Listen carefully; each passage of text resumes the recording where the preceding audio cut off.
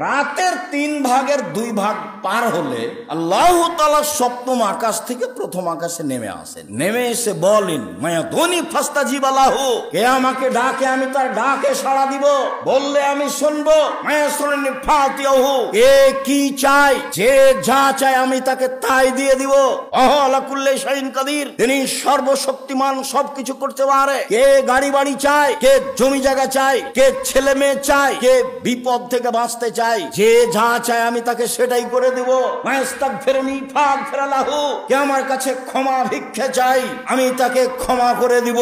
রাতের 3 ভাগের 2 ভাগ পার হওয়ার পরে আল্লাহ তাআলা সপ্তম আকাশ থেকে প্রথম আকাশে নেমে এই কথা বলতে থাকেন। আর আমি দুর্ভাগ্য ব্যক্তি, রাত 2টায় ঘুমিয়ে, টিভি বন্ধ করেছি, মোবাইল তো আছে আল্লাহর রাস্তায়। আপনি বাড়ির গার্জেন, বাড়িতে একবারে ধরে মেরে যে কারফিউ জারি আছে, কি 10টা সাড়ে 10টায় ঘুমাতে হবে। ব্যবসা বাণিজ্যের লোকেরা হিসাব নিসাব করে নাহি 11টায় ঘুমাল। একবারে জরুরি ভাবে যারা পড়াশোনা করছে এ ব্যতীত যে কোনো মূল্যে ছেলে মেয়ে রাত 10টার পরে ঘুমিয়ে যাবে, এটা আপনাকে শক্তভাবে পদক্ষেপ নিতে হবে।